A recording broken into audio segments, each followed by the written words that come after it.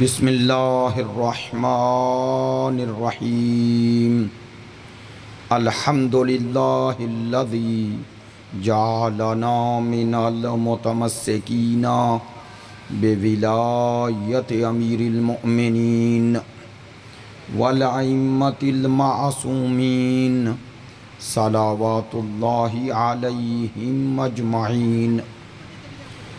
الحمد للہ رب العالمین الذی خص بخلافته المؤمنین وجعل العاقبۃ للمتقین والجنۃ للمطیعین والنار للکافرین والمنافقین الخائنین الذین جعلوا القرآن غضین وافسدوا فی الارض واضاعوا الدین وتفقہوا بغیر علم ولا یقین والصلاة والسلام والتحیۃ والاکرام علی سیدنا و مولانا حبیبنا و حبیب قلوبنا شفیعنا ابی القاسم محمد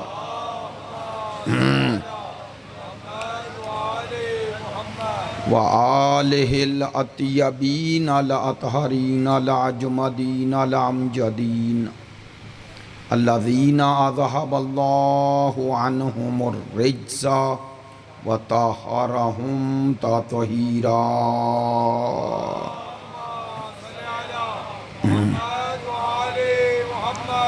واللعنۃ الدائمۃ علی منکری فضائلہم وغاصبی حقوقہم من الآن الی قیام یوم الدین۔ اما بعد فقد قال سبحانہ وتعالی فی کتابہ المجید بسم اللہ الرحمن الرحیم وَنُرِيدُ أَن نَّمُنَّ عَلَى الَّذِينَ اسْتُضْعِفُوا فِي الْأَرْضِ وَنَجْعَلَهُمْ أَئِمَّةً وَنَجْعَلَهُمُ الْوَارِثِينَ وَنُمَكِّنَ لَهُمْ فِي الْأَرْضِ وَنُرِيَ فِرْعَوْنَ وَهَامَانَ وَجُنُودَهُمَا مِنْهُمْ مَا كَانُوا يَحْذَرُونَ۔ صدق اللہ العلی العظیم۔ ان اللہ وملائکتہ یصلون علی النبی یا ایہا الذین آمنوا صلوا علیہ وسلموا تسلیما۔ اللہ صلی علی محمد۔ ابتدائی مجلس میں آپ تمام حاضرین سے گزارش ہے، جمیع مرحومین کے لیے، شہدائے اسلام کے لیے، آپ حاضرین کے تمام مرحومین کے لیے، اور جن زیدی برادران کو ان مجالس کے اہتمام کی سعادت حاصل ہوئی ہے، ان کے خانوادہ کے تمام مرحومین کے لیے، اور جن کے لیے کوئی فاتحہ پڑھنے والا نہیں ہے انہیں شامل کرتے ہوئے ایک مرتبہ سورہ فاتحہ اور 3 مرتبہ سورہ توحید کی تلاوت فرمائیں۔ بسم اللہ الرحمن الرحیم۔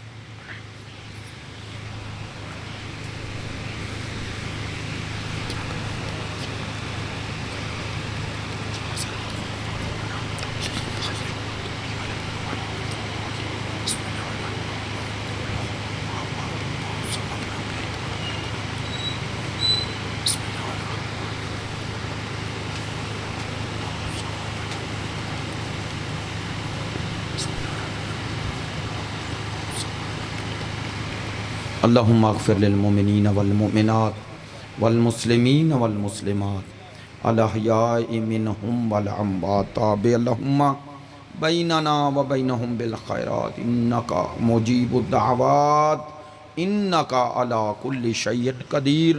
تمام دعاؤں کی قبولیت کے لیے، آپ حاضرین کی صحت و سلامتی کے لیے، مقامات مقدسہ کی حفاظت کے لیے، مجاہدین اسلام کی کامیابی و کامرانی کے لیے، دشمنان دین یزیدیت، ناصبیت، خارجیت کی نیستی اور نابودی کے لیے، تعجیل ظہور امام زمان کے لیے، ہمارے ملک کے استحکام کے لیے، مریضوں کی شفا یابی کے لیے، آپ کی ان مجالس میں شرکت کی قبولیت کے لیے، علماء کرام، مراجع عظام، عزاداران سید الشہداء، ماتمداران مظلوم کربلا کی توفیقات خیر میں اضافے کے لیے، ان تمام دعاؤں کی قبولیت بحق امام زمان، بلند تر صلوات۔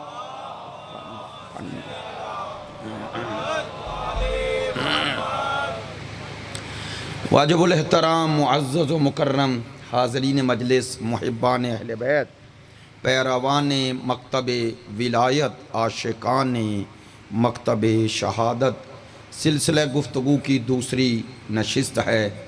عنوان گفتگو مہدویت اور مہدویت در قرآن۔ کل سلسلہ گفتگو میں ایک آیہ مجیدہ اور اس کی کچھ تشریح عرض کی، اور صرف ترجمے پر آپ کو ایک دعوت فکر دی۔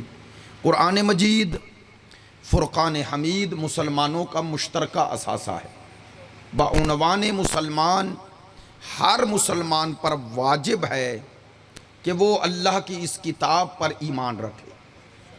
اس عنوان سے میں نے سب سے پہلے سلسلہ گفتگو میں آیات قرآنی کا ذکر کیا ہے، تاکہ عقیدہ مہدویت کا یہ پہلو تمام مسلمانوں کے لیے باعث غور و فکر بنے کہ قرآن مجید فرقان حمید میں پروردگار عالمین نے کچھ آیات میں جہاں غلبہ دین کا ذکر کیا ہے، غلبہ اسلام کا ذکر کیا ہے، اس کے ساتھ مضارع یعنی آنے والے زمانے کے وہ الفاظ جسے صیغہ کہا جاتا ہے، جسے فعل مضارع کہا جاتا ہے، وہ استعمال کیا ہے، جو اس بات کی طرف اشارہ ہے کہ ایک ایسا دور آ رہا ہے جب دین کا غلبہ ویسے ہوگا جیسے خدا چاہتا ہے۔ کل میں نے جو آیہ مجیدہ تلاوت کی، اس آیہ مجیدہ کو قرآن مجید میں 3 جگہ پروردگار نے تکرارن ذکر فرمایا ہے۔ سورہ صف، سورہ فتح اور سورہ توبہ، اور عرض کیا کہ تینوں جگہ صرف ایک جگہ آخری ٹکڑا اللہ نے تبدیل کیا، لیکن 2 جگہ سیم آیت ہے، سیم۔ تیسری آیت میں بھی پہلے الفاظ لِیُظْہِرَہُ عَلَى الدِّینِ کُلِّہ ایک ہے، آخر پہ جو جملہ ارشاد فرمایا ایک آیت میں وَکَفَى بِاللَّهِ شَہِیدًا، کہ اللہ گواہی کے لیے کافی ہے، یعنی خدا کہتا ہے میں اس پر خود گواہ ہوں کہ یہ دین حق غالب آ کے رہے گا۔ سوال یہ تھا اور دعوت فکر یہ تھی کہ یہ آیت 1400 سال میں کوئی ایسا وقت ہمیں نہیں نظر آیا جب اس آیت کے مطابق دین حق جو اللہ کی نظر میں دین حق ہے وہ تمام ادیان پر غالب آیا ہو۔ آپ تمام مومنین نے، برادران اہل تشیع اور تسنن نے اس بات کو سنا، اور ہماری دعوت فکر واضح اوپن ہے کہ کوئی ایسا موقع دکھائیں۔ اگر کوئی کہے کہ خلفائے راشدین کا دور، تو وہ بھی ایک بہت محدود پیمانے پر فتوحات ہوئیں، لیکن وہ فتوحات بھی خلفاء کی تھی، اس کے نتیجے میں آیا دین پوری دنیا میں غالب آیا۔ کوئی مسلمان یہ قبول نہیں کرتا، اور اگر کوئی کرتا بھی ہے تو ثابت نہیں کر سکتا، قابل اثبات نہیں ہے۔ اور پھر فتوحات کا یہ سلسلہ یہ غلبہ دین کا معیار نہیں ہے۔ کیوں؟ چونکہ یہ فتوحات صرف خلفاء کے دور میں ہی نہیں ہوئی، جنہیں مسلمان برادران خلفائے راشدین کی اصطلاح کے طور پہ استعمال کرتے ہیں۔ یہ فتوحات بنو امیہ اور بنو عباس کے دور میں بھی رہی، جبکہ ان کے لیے کوئی مسلمان جو علم رکھتا ہے وہ یہ تو نہیں مانتا کہ یہ بنو امیہ اور بنو عباس راشد خلیفے تھے، ہدایت یافتہ خلیفے تھے، ایسا کوئی بھی ایمان، یقین، عقیدہ نہیں رکھتا ہے۔ اس کا معنی ہے کہ اس آیت کا مصداق ابھی تشنا ہے، اور یہی مصداق جو ہستی بن کے آئے گی، اسی ہستی کا نام امام مہدی علیہ السلام ہے۔ وہی ہستی امام زمان ہے۔ آج آیات کے سلسلے میں ایک بڑی اہم آیا تلاوت کرنے کا شرف حاصل کریں گے، اور اسی کے حوالے سے صرف ترجمے کی شکل میں ہی آپ تمام دوستان عزیزان سے سادہ الفاظ میں جو چیزیں آپ تک پہنچاؤں گا، اور انشاءاللہ مجھے یقین ہے کہ آپ اس پر غور و فکر کریں گے کہ اگر صرف ترجمہ ہی ہم تک پہنچ جائے تو یہ سوال ذہنوں میں پیدا ہوگا کہ یہ وقت اور اس آیت کے یہ معنی تاریخ اسلام میں کب رونما ہوئے۔ ایڈریس عرض کر دیتا ہوں، سورہ نور آیا نمبر 55، سورہ نور آیا نمبر 55۔ آیت کا آغاز کن الفاظ سے ہو رہا ہے؟ آپ ان الفاظ پہ غور فرمائیں، کتنا خوبصورت انداز ہے۔ وعد اللہ الذین آمنوا، وعد اللہ الذین، اللہ کا یہ وعدہ ہے۔ پہلا جملہ ہی ایک فرد مسلمان کے لیے قابل غور ہے کہ وعدہ کرنے والا خدا ہے، کوئی عام شخص نہیں۔ یہ وعدہ کسی سیاستدان کا نہیں ہے کہ جو موسمی ہو، جو صرف الیکشن کے دنوں میں ہو۔ یہ دو پارٹیوں کا وعدہ بھی نہیں ہے، یہ کوئی میثاق بھی نہیں ہے، یہ وعدہ اللہ کا ہے۔ وعدہ کرنے والا کون ہے؟ خدا۔ ہر مسلمان سوچے کہ وعدہ کرنے والی ذات وہ ہے جو قرآن مجید میں فرماتی ہے اوفو بالعہد ان العہد کان مسئولا۔ اللہ کہتا ہے عہد کو پورا کرو، قیامت کے دن تم سے عہد کا سوال ہوگا۔ ایسا ہی ہے نا؟ خدا کہتا ہے من المؤمنین الرجال صدقوا ما عاہدوا اللہ علیہ، مومنین میں سے وہ مرد میدان ہیں جنہوں نے اللہ سے کیا ہوا وعدہ پورا کر دیا۔ اس کا معنی ہے خدا بندوں سے یہ تقاضا کر رہا ہے کہ جو وعدہ، جو عہد، البتہ وعدہ بندے سے ہوتا ہے، عہد خدا سے ہوتا ہے۔ خدا کہہ رہے عہد پورا کرو، وعدہ پورا کرو۔ جو قرآن اور جو اسلام وعدے کو خلاف ورزی کرنے کو گناہ شمار کرتا ہے، وہ اللہ جب خود وعدہ کرے گا تو بولیں اس وعدے کو پورا کرے گا یا نہیں؟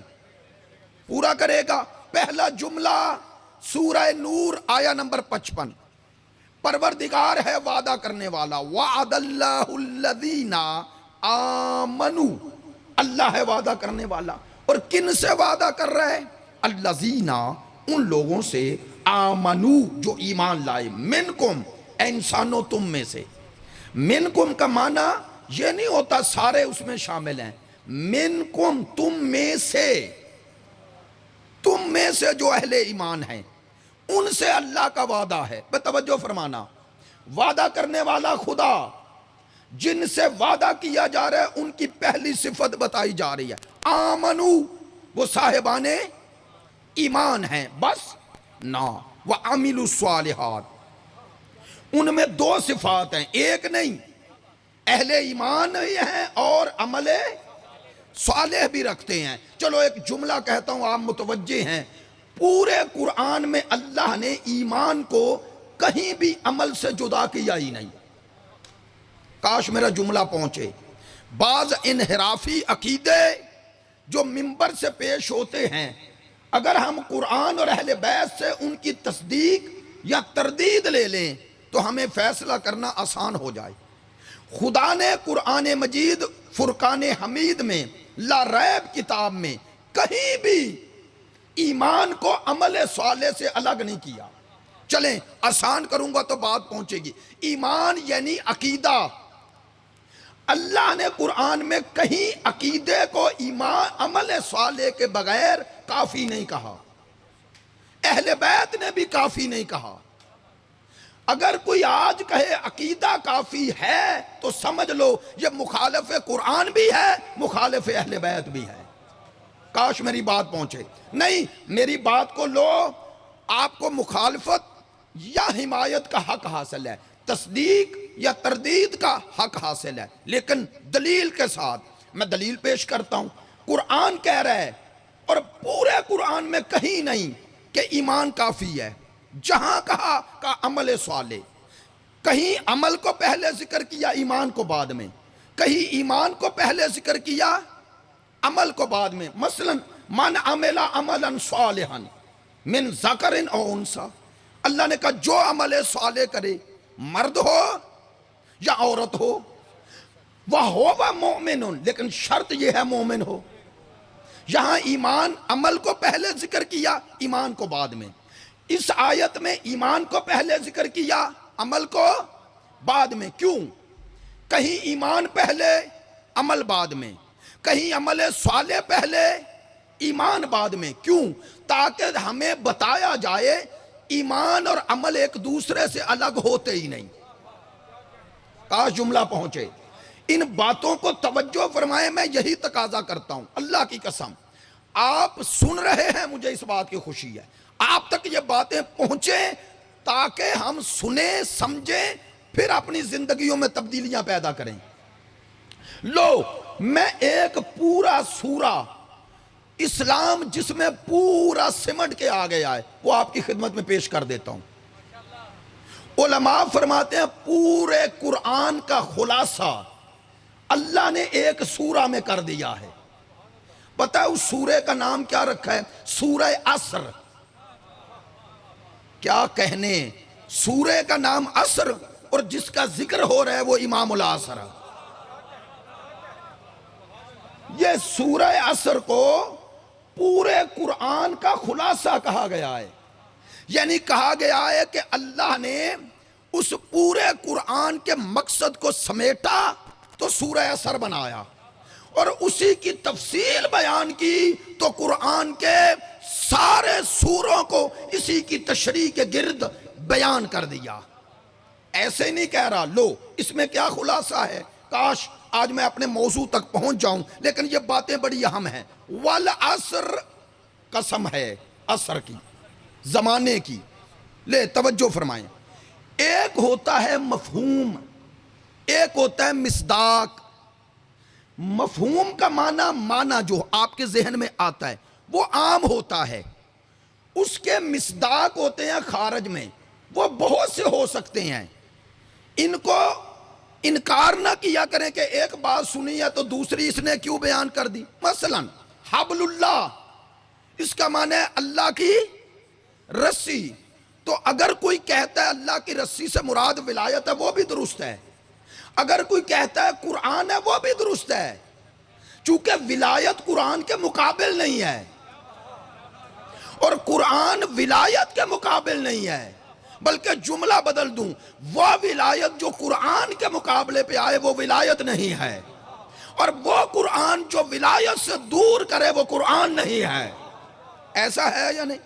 لہذا اگر کوئی حبل اللہ کا معنی کہتا قرآن ہے، کہو درست ہے. ولایت ہے، درست ہے. آل محمد کی مودت و محبت ہے، درست ہے. ثقلین ہے، درست ہے. چونکہ حبل اللہ کے مفہوم میں وسعت ہے. یہ سارے مصداق سمجھانے کے لیے ہیں تاکہ آپ کو وہ معنی سمجھ میں آ جائے. اب والعصر کا ایک معنی علماء نے کیا زمانہ بعثت، توجہ فرمانا. ایک معنی کیا فتح مکہ، ایک معنی کیا غدیر، ایک معنی کیا ظہور، کہ جب امام کے ظہور کے بعد ایک ایسا زمانہ آئے گا جس میں عدل و انصاف کی حکومت ہوگی، تو اللہ کہہ رہا ہے والعصر، مجھے اس زمانے کی قسم ہے. توجہ ہو گئی؟ لیں اب ذرا اس سے وسیع معنی ذکر کرتا ہوں. ماشاءاللہ مجلس میں موجود ہر شخص میری طرف متوجہ ہے، مجھے اس بات کا خوشی ہے تاکہ بات پہنچ رہی ہے. والعصر کا ایک مفہوم ہے، اس میں یہ پیغام ہے. جوان بچے غور سے سنیں. اس میں اللہ نے جو کہنا والعصر، اس سے مراد علماء کہتے ہیں زمان ہے. زمان یعنی ٹائم. کیا مراد؟ یہ جو میں اور آپ زندگی بسر کر رہے ہیں نا، یہ زندگی اس ٹائم میں ہے. بات پیچیدہ تو نہیں؟ اس زمان میں زندگی ہو رہی ہے. یہ دن اور رات میں میری اور آپ کی زندگی ہے. ایسا ہے یا نہیں؟ اسی زمان کے اندر ہم ہیں. لو ایک جملہ درمیان میں کہوں تاکہ آپ ساتھ ساتھ متوجہ رہیں. ہم زمان میں ہیں اور جو 12واں آقا ہے وہ زمان پر ہے. کاش جملہ پہنچا ہو. ہم زمان کے اندر ہیں اور اسے اللہ نے زمانے کا امام بنایا ہے. توجہ ہو گئی؟ تو زمان سے مراد ٹائم، حیات، زندگی. چونکہ زندگی اسی زمان کے اندر گزر رہی ہے. اب ایک معنی یہ ہے، توجہ فرمانا، بڑا قابل غور معنی ہے. والعصر، اللہ کہتا ہے تمہاری زندگیوں کی قسم، تمہاری حیات کی قسم. توجہ فرمانا یار، یہ باتیں جب مومنین اور سننے والے شیعہ سنی بھائیوں کا مزاج مل جائے تو بات کرنا آسان ہو جاتا ہے، ورنہ مشکل ہو جاتا ہے، سنگین ہو جاتا ہے. پتہ ہے ہم گلہ بعض اوقات کرتے ہیں، شکوہ کرتے ہیں اللہ نے ہمیں کیا دیا، کرتے ہیں یا نہیں؟ لو سنو، اس شکوے سے بچنا ہے نا تو آج میں ایک طریقہ بتاتا ہوں. وہ کیا؟ یہ جو بندہ شکوہ کر رہا ہے کہ اللہ نے کیا دیا، بول کے بتانا یہ خود زندہ ہے یا مردہ ہے؟ زندہ ہے. توجہ ہے؟ یہ جو شکوہ کر رہا ہے کہ اللہ نے کیا دیا، یہ جب یہ شکوہ کر رہا ہے تو زبان سے کر رہا ہے نا، اور ایسا تو زبان یعنی زندہ ہے. تو اس سے پوچھو کہ یہ جو شکوہ کر رہے ہو، جس زبان سے کر رہے ہو، جس زندگی سے کر رہے ہو، یہ زندگی کس نے دی ہے؟ کاش میری بات پہنچے. نہیں اور آسان کرتا ہوں. انسان کو کوٹھی، کار، بنگلہ، یہ 3 چیزیں لوگ زیادہ مانگ. یہ چیزیں جسے دنیا کا ایک جلوہ کہا گیا ہے، زندگی گزارنے کا ایک طریقہ کہا گیا. مجھے بول کے بتانا یہ کوٹھی، کار، بنگلہ یہ زندہ انسان کے لیے یا مردوں کے لیے؟ زندہ کے لیے. اس کا معنی ہے کوٹھی، کار، بنگلہ اسے چاہیے جو زندہ ہے. کاش ہم سمجھیں کہ یہ ساری چیزیں زندگی کے لیے ہیں. اگر زندگی ہی نہ ہوتی تو ان کا فائدہ کیا؟ اب یار توجہ فرمایا کریں. اگر انسان کی زندگی نہ ہو، زندہ ہی نہ ہو، تو اسے کوٹھی، کار، بنگلوں کی کوئی ضرورت ہے؟ معذرت چاہتا ہوں، انسان سمجھے اور سوچے. زندہ ہو تو یہ گھر، یہ کوٹھیاں، کاریں، بنگلے. مر گئے، دنیا سے چلے گئے تو اس گھر میں دفن بھی نہیں ہو سکتے جو بنایا تھا. کاش جملہ پہنچے. اچھا وہ قبرستان میں دفن کرتے ہیں. پوری دنیا کا یہ قانون ہے، عیسائی ملک میں بھی، ہر ملک میں قبرستان کسی کی ملکیت ہوتا ہے. اگر کوئی ڈونیٹ بھی کر دے تو ڈونیشن ہو گئی، وقف ہو گیا. کسی کی ملکیت ہے؟ نہیں ہے نا. لو اللہ نے یہی مجھے اور آپ کو اسی دنیا میں ایک عبرت دکھائی ہے کہ تو دفن بھی وہاں ہوتا ہے جو تیری ملکیت ہی نہیں ہے. کاش جملہ پہنچا ہو. خدا کہتا ہے تو دفن بھی وہاں ہو رہا ہے جہاں تیری ملکیت. تو اللہ کہتا ہے تجھے اس دنیا میں 60 سال، 70 سال، 80 سال، 90 سال، 100 سال بھی مل جائیں تو 100 سال ہی یہاں ہونا. بول کے بتانا یہ کائنات کب سے بنی ہے؟ ہمیں پتہ نہیں پتہ. وہ کہتے ہیں بگ بینگ اور پتہ نہیں کیا، وہ بھی ابھی تک اندازہ نہیں لگا سکا. ایسا ہی ہے نا؟ اور لگایا بھی ہو تو اندازے ہے نا کہ یہ دنیا کب سے بنی. اس پر انسان چلو کروڑوں سال کہہ لو، لاکھوں کہہ لو، ایسا ہی ہے. تو لاکھوں سال انسان کو اس پہ زندگی بسر کرتے ہو گئے. بول کے بتانا آپ نے زیادہ زندگی وہ جو گھر اپنا بنایا تھا اس میں بسر کر رہے ہیں یا دنیا سے جانے کے بعد قبرستان میں؟ سلامت رہیں.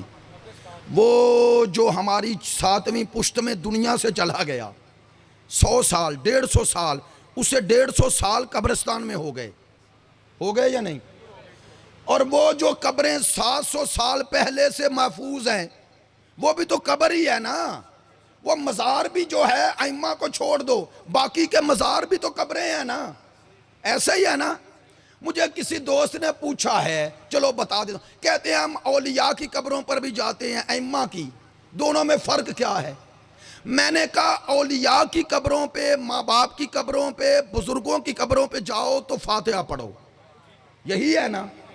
ائمہ کی قبروں پہ جا کے، قبور مطہرات پہ جا کے فاتحہ نہیں پڑھنا، زیارت پڑھنی ہے۔ کہا جملہ پہنچے، معنی کیا ہے؟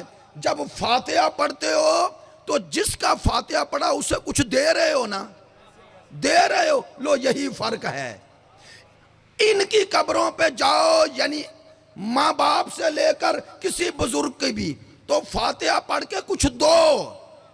ان کی قبور پہ جاؤ تو دیتے نہیں ہو، لیتے ہو۔ نعرہ تکبیر، نعرہ رسالت، نعرہ حیدری۔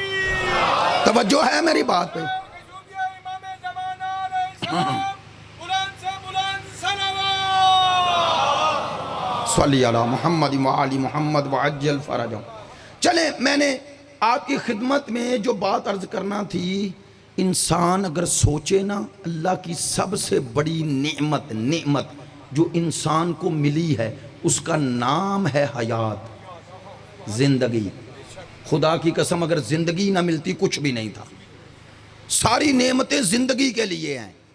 توجہ فرمانا، اللہ نے یہی کہا، خدا کہتا ہے میرا شکر ادا کرنا چاہتے ہو، تم اگر غور کرو، تمہارا وجود میں آنا مجھ پر واجب نہیں تھا، میں نے پھر بھی وجود دیا، اور میں نے وہ بھی دے دیا جو تم نے تقاضا نہیں کیا تھا۔ دیا یا نہیں؟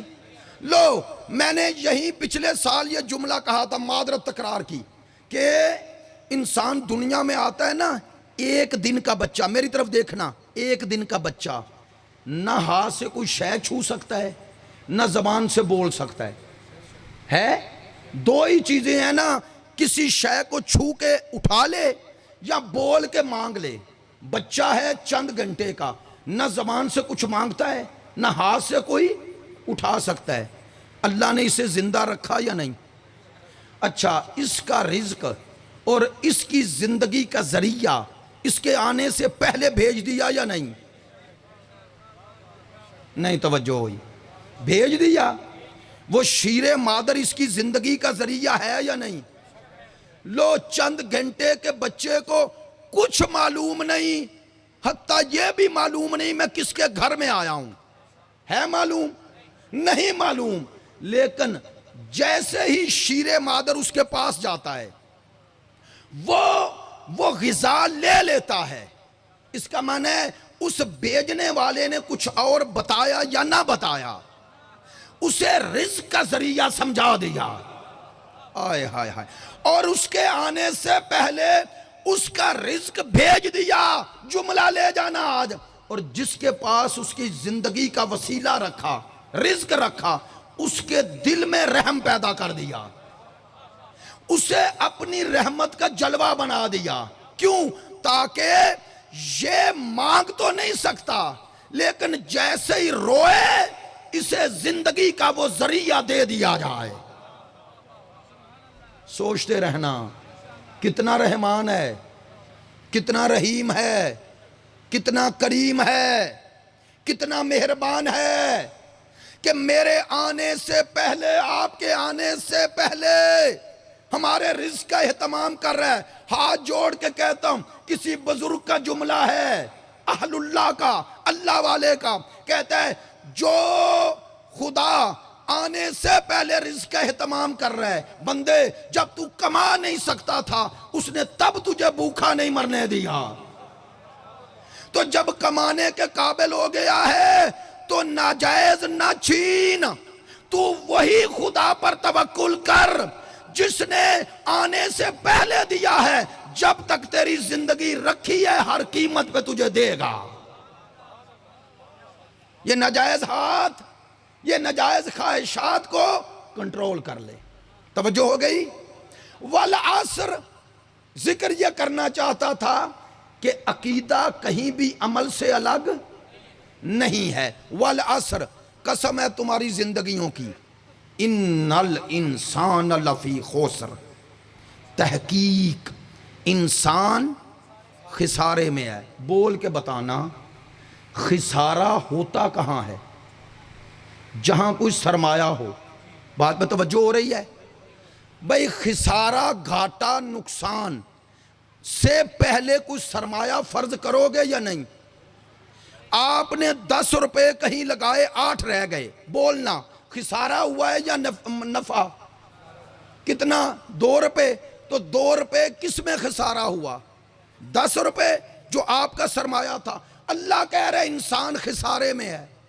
اس انسان کے پاس کوئی سرمایہ ہے یا اللہ وہ سرمایہ کیا ہے؟ فرمایا وہی والعصر، تمہاری زندگیوں کی قسم، وہ زندگی اتنی قیمتی ہے، وہی سرمایہ ہے۔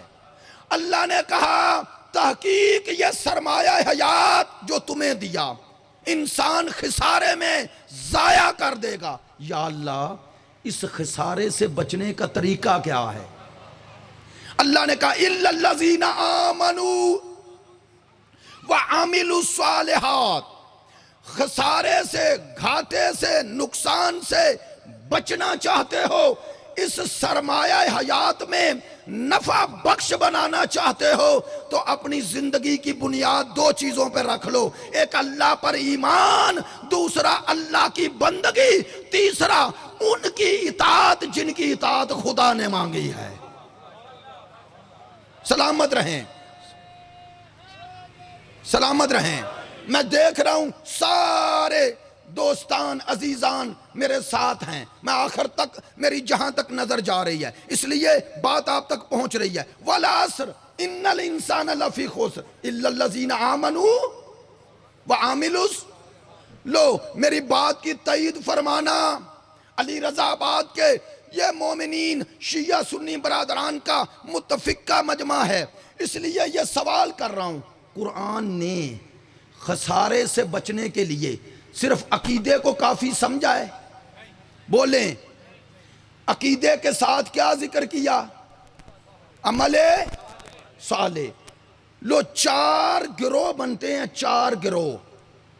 ایک وہ جس کے پاس دعویٰ ایمان ہے عمل نہیں، اللہ کہتا ہے وہ بھی گھاٹے میں، وہ بھی نقصان میں۔ دوسرا جس کے پاس عمل بڑا ہے، معذرت چاہتا ہوں اہل سنت دوست توجہ فرمائیں، عمل بڑا ہے، دوڑ دوڑ کر نماز کا وقت ہوتا ہے دوڑ جاتا ہے، حج ہر سال کرنے جا رہا ہے، داڑھی کی مقدار کا پتہ ہے، شلوار ٹخنوں سے کہاں رکھنی ہے پتہ ہے، ہر شے کا پتہ ہے، پتہ نہیں تو حق اور باطل کا پتہ نہیں۔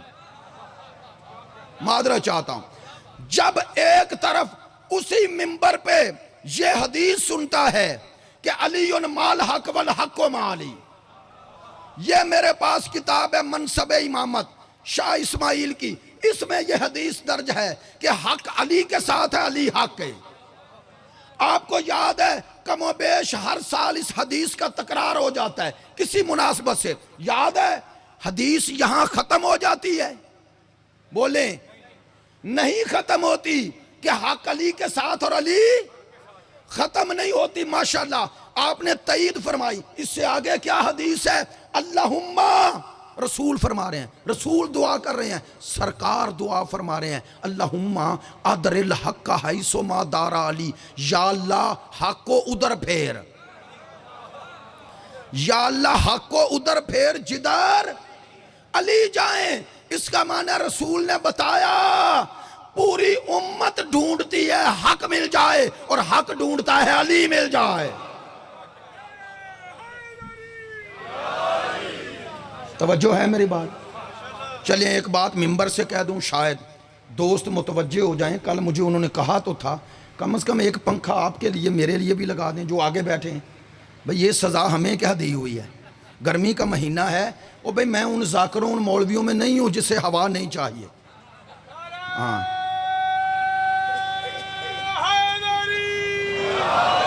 توجہ ہے میری بات پہ؟ حبس ہے، حبس کا دور ہے، اور آپ کی بھی ماشاءاللہ واقعاً میں دیکھ رہا ہوں جو حشر میرا ہو رہا ہے وہی آپ کا ہو رہا ہے، اور میرا خیال ہے ایک ہی پنکھا ہے پورے حال میں، یہ بھی چلے مسئلہ ہے. ایک صلوات پڑھیے سارے مل کر.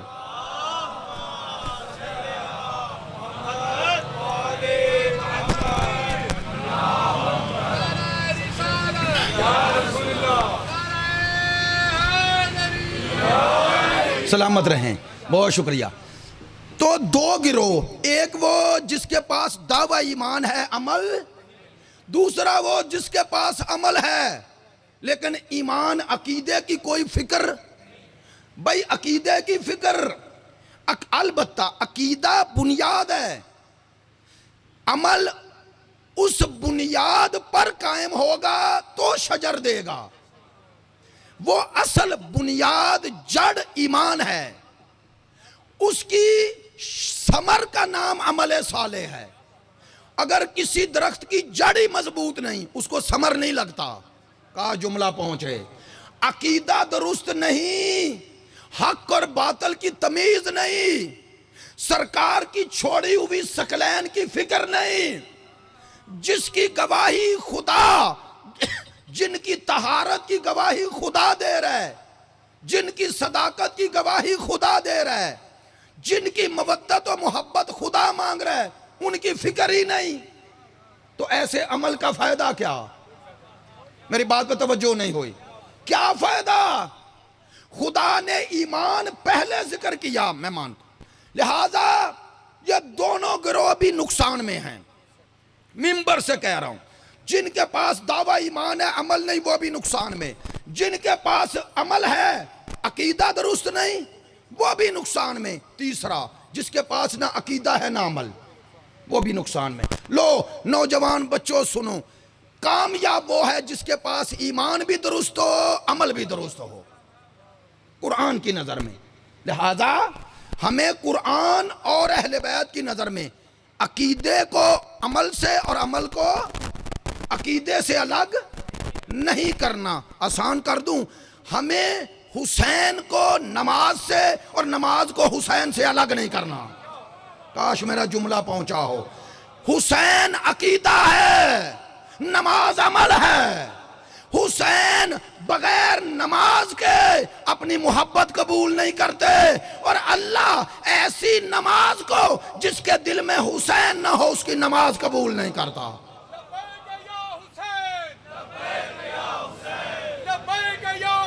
سلامت رہیں، توجہ فرمائیں. بہت شکریہ.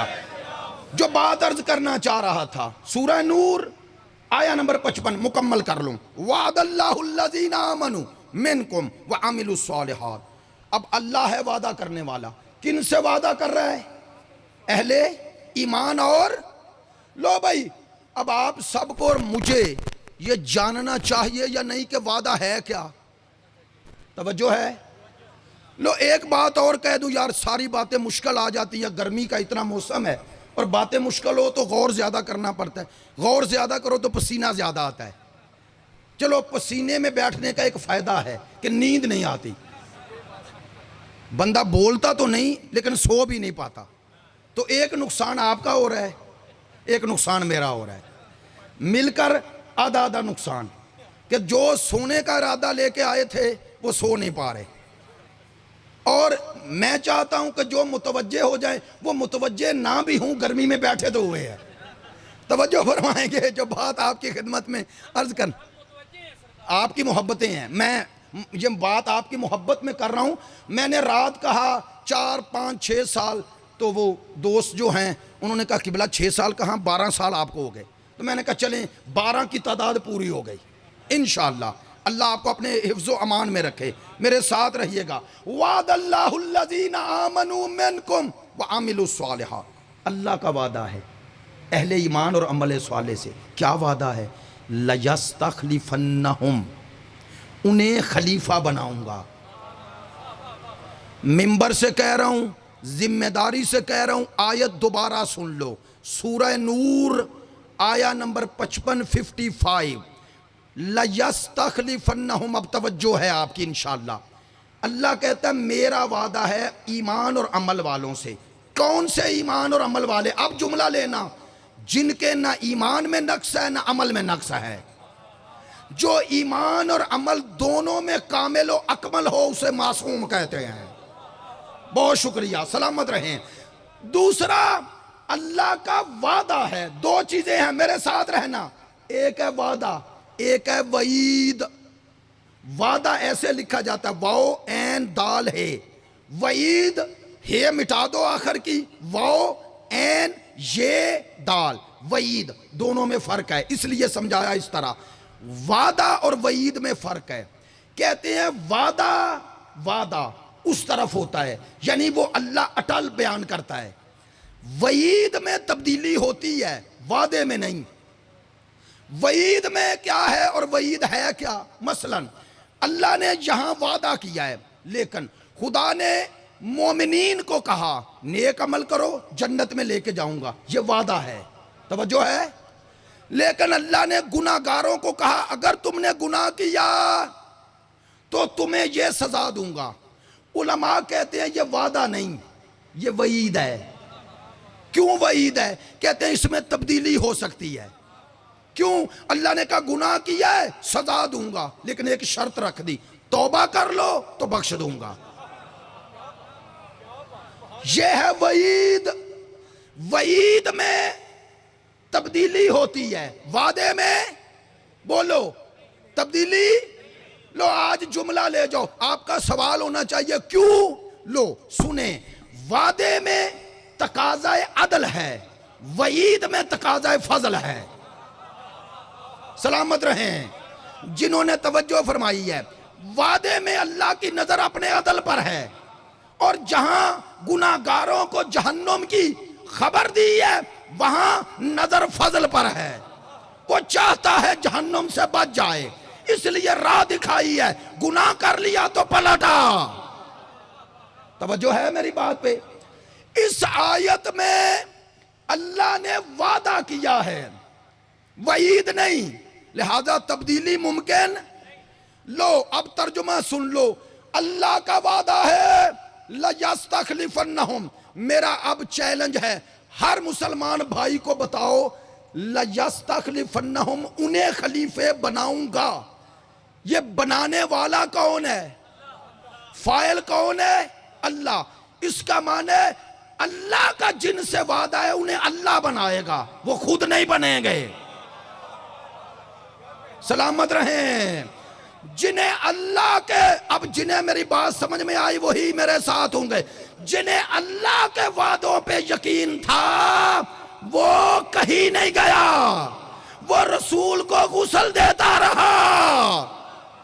ہائے ہائے ہائے ہائے ہائے، وہ کہیں نہیں گیا. بس سلامت رہیں. جسے اللہ کے وعدوں پہ یقین تھا وہ کہیں نہیں گیا. یہ بچوں کو یہ باتیں جب گھر میں جاتے ہیں تو سمجھایا کریں کہ ہمارا اشارہ کدھر ہوتا ہے. چونکہ یہ بچے صرف پڑھتے ہیں، یہ اس غور و فکر کی منزل پہ نہیں ہوتے، اس لیے بات کی اتنی وضاحت کرنا پڑتی ہے. لَيَسْتَخْلِفَنَّهُمْ، اللہ خلیفے بنائے گا. اچھا کس کا بنائے گا؟ ایک گاؤں کا، ایک شہر کا، ایک صوبے کا، ایک ملک کا، ایک بر اعظم کا؟ نا، فی الارض، پوری زمین کا. نہیں توجہ. جو پوری زمین کا خلیفہ بنے وہ مدینے کی خلافت کے لیے رسول کو نہیں چھوڑے گا. سلامت رہیں.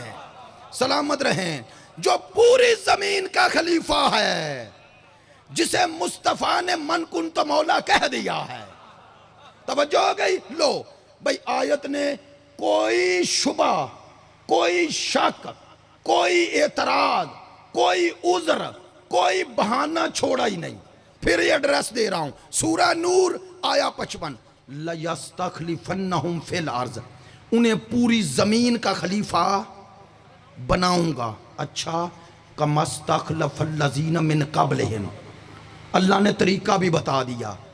اللہ نے کہا ویسے ہی انہیں بھی بناؤں گا، اس امت کے خلیفے بھی ویسے بناؤں گا جیسے پہلی امتوں میں بنا چکا. نہیں توجہ ہوئی؟ اب مجھے بات واضح کرنے پڑے گی. اللہ نے امت محمد میں خلیفہ بنانے کا طریقہ جب بتایا، اللہ نے کہا کوئی نیا طریقہ نہیں ہے، وہی پرانا طریقہ ہے. کون سا؟ کہا جو آدم سے عیسیٰ تک چل رہا تھا. بات چونکہ نہیں واضح ہوئی تو کہہ رہا ہوں. اب پوری امت کو دعوت فکر ہے. میں لفظ چیلنج نہیں کہتا, اس میں غرور ہوتا ہے اور دوسرے کو اکسانا نہیں ہے. دعوت فکر دے رہا ہوں, میں دعوت فکر دے رہا ہوں. اللہ نے کہا اس امت کے خلیفے ویسے بناؤں گا جیسے گزشتہ امتوں میں بنا چکا. آدم علیہ السلام سے لے کر عیسیٰ تک 1,23,999 نبی گزرے. میں پوری امت کو دعوت فکر دیتا ہوں. 1,23,998 نبی چھوڑ دیتا ہوں. ایک نبی ایسا دکھاؤ جس کا خلیفہ امت نے بنایا ہو. سلامت رہیں, سلامت رہیں. گزشتہ امتوں میں ایک نبی دکھا دیں جس امت کا خلیفہ, جس امت میں خلیفہ امت نے بنایا ہو. کسی نبی کا آدم سے عیسیٰ تک. چلو ماشاءاللہ اہل علم دوستو, بات کو اور دقت سے لوگ میری طرف دیکھیں. بات ایسے لوگ آدم سے عیسیٰ تک وہ سارے نبی تھے نا, اور رسول نبی ہیں, وہ تھے. اور یہ تو قیامت تک کس کی نبوت جا رہی ہے؟ سرکار کی. باقی سارے نبیوں کی نبوت ختم ہو گئی. میں ہاتھ جوڑ کے کہہ رہا ہوں, جن کی نبوتیں ختم ہو گئیں اور جزوی تھیں, ان کے خلیفے تو اللہ بنائے, اور جس کی نبوت نے قیامت تک جانا ہے وہ امت پہ چھوڑ جائے. سلامت رہیں, سلامت رہیں. میرا ادنا سا سوال ہے, میں کوئی اکسا نہیں رہا, میں سوال کر رہا ہوں, دعوت فکر دے رہا ہوں. لو اب آخری جملہ کل آیت کو پورا کریں گے. کما استخلف الذین من قبلہم, ویسے بناؤں گا جیسے پہلے. لو بھائی جملہ جنہیں توجہ ہو گئی, میں یہ تو جسارت کروں گا نہیں کہ سمجھ میں آیا, توجہ ہو گئی تو لطف لیں گے. اللہ نے کہا اس امت کے خلیفے ویسے بناؤں گا جیسے پہلے. بنانے میں شباہت ہے, لیکن یہ نہیں کہا ان کا مقام بھی وہی ہوگا جو ان کا ہے. بہت بڑا جملہ کہنے لگا ہوں. اللہ نے کہا گزشتہ امتوں میں ان امتوں کے خلیفے یعنی نبیوں کے خلیفے ویسے بنائے جیسے وہ نبی تھے. اس امت میں خلیفے ویسے بناؤں گا جیسا نبی ہے. نہیں توجہ, جملہ اور آسان کروں. اللہ نے کہا جتنا فرق ان نبیوں اور اس نبی میں ہے, اتنا ہی فرق ان میں اور ان میں ہے. نہیں اور آسان کروں, قرآن ہے نا, قرآن کہہ رہا ہے کنتم خیر امہ, تم امت خیر ہو. بول کے بتانا شیعہ سنی دونوں, ہم جو امتی ہیں رسول کے, گزشتہ امتوں سے خیر افضل ہیں یا نہیں, بہتر ہیں یا نہیں؟ بولیں. قرآن کا ہے نا, برتر ہیں, بہتر ہیں, افضل ہیں. دوسرا سوال, کس کی وجہ سے بہتر ہیں؟ الحمدللہ سرکار کی وجہ سے. تو ہم نے سرکار کی امت میں ہے نا, تو امتی ہونے کا معنی کلمہ پڑھ لیا. عجیب ہے, جو مصطفیٰ کا کلمہ پڑھ لے وہ گزشتہ نبیوں کی امتوں جیسا نہیں رہتا. کلمہ پڑھنے والا امتوں سے افضل ہو گیا, اور جو کلمے کا نفس بن جائے, ہائے ہائے ہائے ہائے ہائے, بھئی نبی سے کلمہ پڑھ کے نسبت پانے والا تو افضل ہے, اور جسے نبی کہیں حسین و منی, جسے نبی کہیں علی و منی, الفاطمہ تو بضعت و منی, حسن و منی, جسے رسول کہیں یہ مجھ سے ہیں اور میں ان سے ہوں. اب کہوں جملہ, خدا کی قسم جتنا میرا یہ نبی ان نبیوں سے افضل ہے نا, اتنے ہی اس کے خلیفے ان سے افضل ہیں. آخری جملہ کہہ رہا ہوں, اگر یہ ان سے افضل نہ ہوتے تو مصطفیٰ کبھی صحابہ کے مجمع میں بیٹھ کے یہ حدیث بیان نہ کرتے، من ارادہ ان ینظرا الی آدم فی علمہ والی نوح فی فہمہ والی ابراہیم فی خلتہ والی موسیٰ فی حیبتہ والی عیسیٰ فی زہدہ، جو آدم کو علم میں، نوح کو فہم میں، ابراہیم کو خلت میں، موسیٰ کو حیبت میں، عیسیٰ کو زہد میں دیکھنا چاہے، کسے دیکھے؟ فرمایا فَلْيَنْظُرْ إِلَىٰ وَجْهِ عَلِيِّ ابْنِ أَبِي طالب، وہ علی کے چہرے کو دیکھے۔ میں اس جملے کی تشریح ایسے کیا کرتا ہوں کہ اللہ کے بخشے ہوئے صفات بکھریں تو 1,23,999 نبی بنتے ہیں، اور وہ صفات جمع ہو کر نقطہ عروج پہ پہنچے تو علی بنتا ہے۔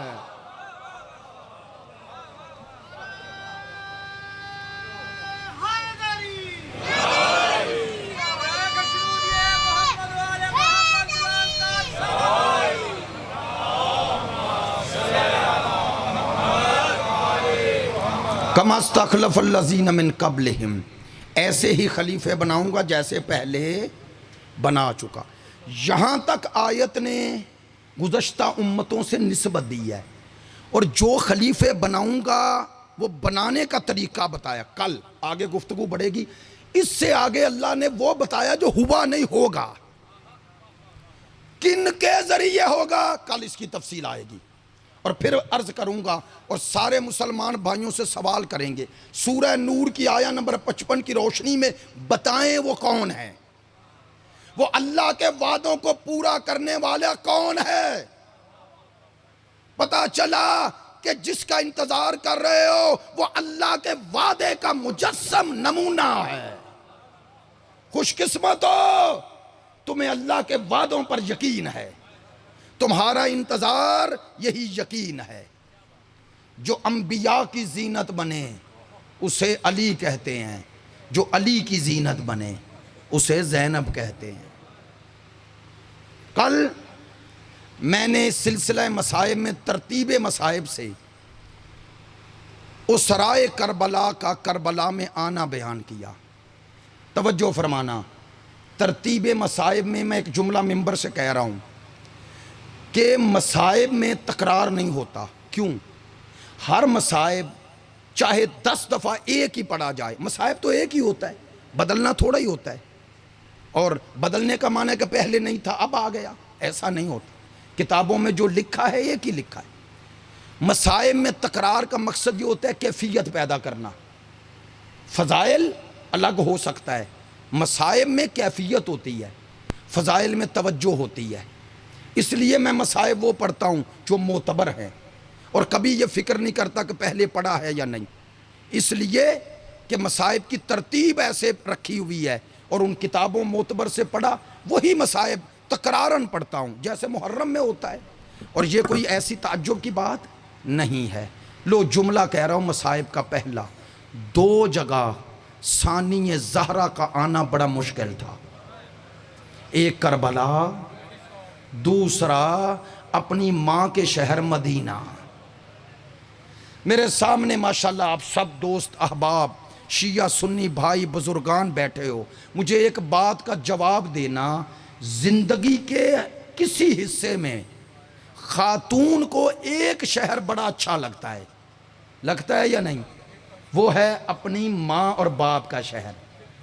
خدا کی قسم، کسی خاتون کا جہاں بچپن گزرا ہو نا، اور ماں باپ کی قبریں ہوں، بھائی وہاں ہوں، اسے شوہر کے گھر میں ہر سہولت بھی ہو، جب اپنے میکے شہر جائے قلبی خوشی ہوتی ہے یا نہیں؟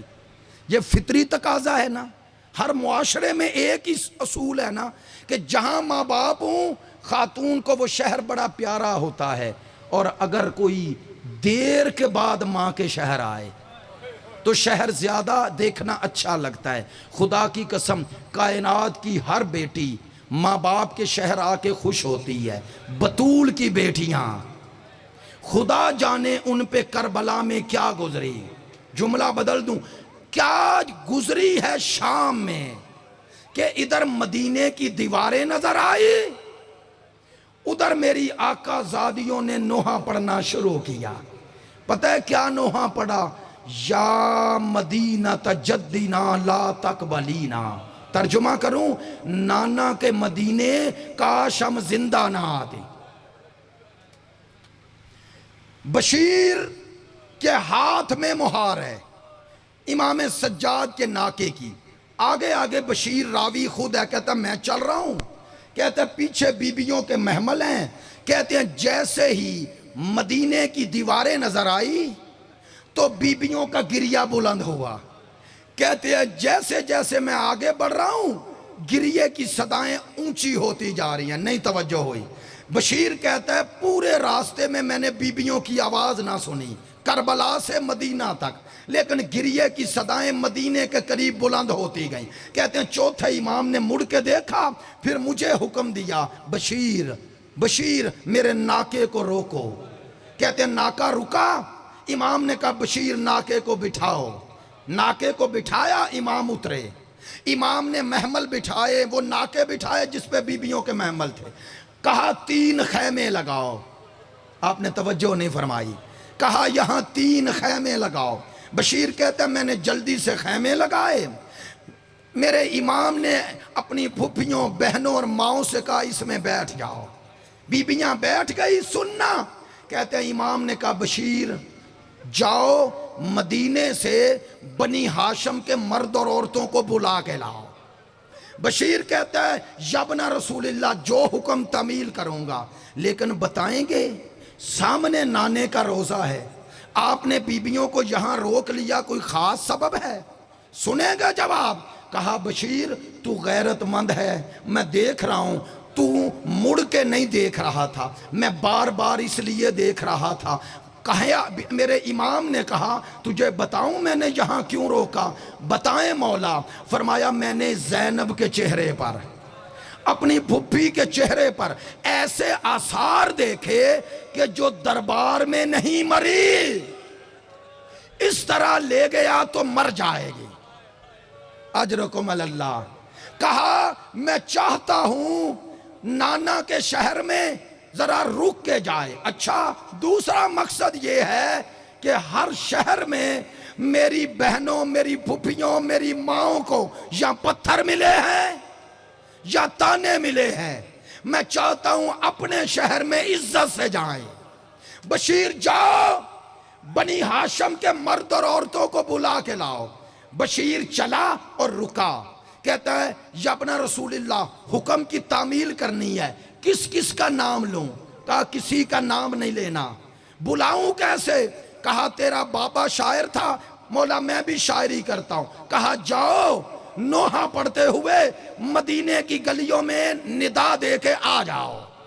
یہ کہنا تھا، بشیر مدینے کی گلیوں میں اب چلا، پتہ ہے کیا نوحہ پڑھ رہا ہے؟ کہتا ہے یا اہل یثرب لا مقام لکم، مدینے والوں مدینہ رہنے کی جگہ نہیں رہے۔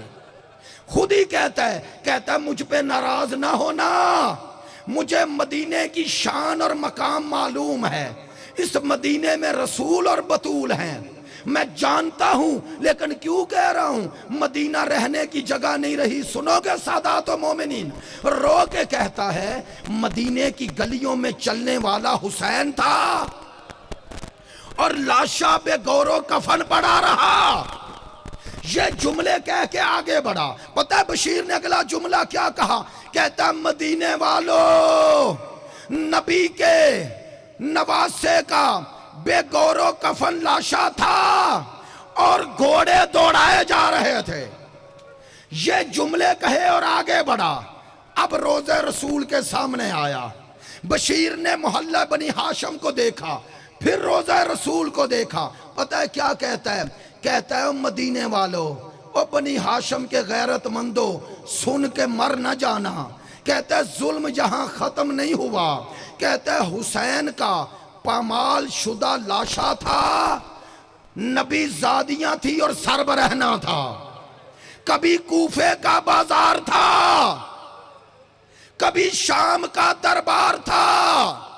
یہ کہنا تھا، بشیر کہتا ہے میں نے یہ ندا دی تو پشت سے ایک بی بی نے برقع پہنا ہوا ہے، بلند قامت اور آواز میں ایک روب ہے، کہتے ہیں بلند آواز سے بی بی نے کہا منادی کیا کہہ رہا ہے؟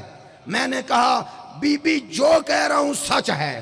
بی بی نے کہا بتا کربلا میں ہوا کیا؟ کہا حسین کی لاش پہ گھوڑے دوڑائے گئے۔ بی بی نے کہا اور بتا۔ کہا نبی زادیوں کو سرب رہنا لاشوں کے درمیان گزارا گیا۔ کہا اور بتا۔ کہا نبی زادیاں بطول زادیاں تھی اور شرابی کا دربار تھا۔ یہ کہنا تھا۔ اس بی بی نے کہا مجھے بتا جب علی و بطول کی بیٹیاں بازاروں میں سرب رہنا لے جائی گئی عباس کہاں تھا؟ عباس کہاں تھا؟ یہ کہنا تھا۔ بشیر نے آنکھیں نہیں اٹھائی۔ اسی حال میں کہتا ہے بی بی میں کربلا میں نہیں تھا لیکن میں نے سنا ہے عباس حسین سے پہلے زین چھوڑ گئے۔ اچھا بتا عباس زین سے زمین پر کیسے آیا؟ بی بی میں نے سنا ہے عباس کے سر میں گرز لگا۔ یہ کہنا تھا۔ اب بی بی نے کہا مجھے پہچان میں ام البنین ہوں۔ ام البنین کا نام آیا۔ یوں ہاتھ جوڑ کے کہتا ہے بی بی آپ کو 4 آپ کے بیٹوں کی تسلیت عرض کرتا ہوں۔ بی بی نے کہا نہ مجھے میرے بیٹوں کا پرسہ نہ دے۔ کیوں بی بی؟ کہا تو نے میرے عباس کی توہین کی ہے۔ بی بی میں اور عباس کی توہین کا سوچ نہیں سکتا۔ کہا یہ جو بار بار کہہ رہا ہے کہ عباس کے سر میں گرز لگا، بی بی اس میں کیا توہین ہے؟ سنا گئے سنا گئے۔ بی بی نے کہا تجھے کیا پتا میری آغوش کا پالا عباس، میں کیسے مان لوں میرے عباس کے بازو بھی سلامت ہو اور کوئی اتنا قریب آ جائے کہ عباس کے سر میں گرز مارے۔ اب بشیر کی چیخ بلند ہوئے، رو کے کہتا ہے بی بی آپ سچ کہہ رہی ہیں لیکن شاید آپ کو پتا نہیں ہے آپ کے شیر نے بازو پہلے دیے، زین بعد میں چھوڑی۔ جنہیں میری بات سمجھ میں آئے اب ماں تھی، ماں روئی کہتی ہے میرا شیر میں تجھ پہ راضی ہوں۔ سنو گے جملہ؟ روتے روتے حضرت ام البنین نے یہ جملہ کہا میرا شیر مجھے ایک بات کا جواب دے، جب کوئی دوڑتے گھوڑے سے گرے تو سہارا بازوؤں کا لیتا ہے، اور میرا شیر تو بن بازوؤں کے زین سے زمین پر کیسے آیا؟ الا لعنت اللہ علی القوم الظالمین۔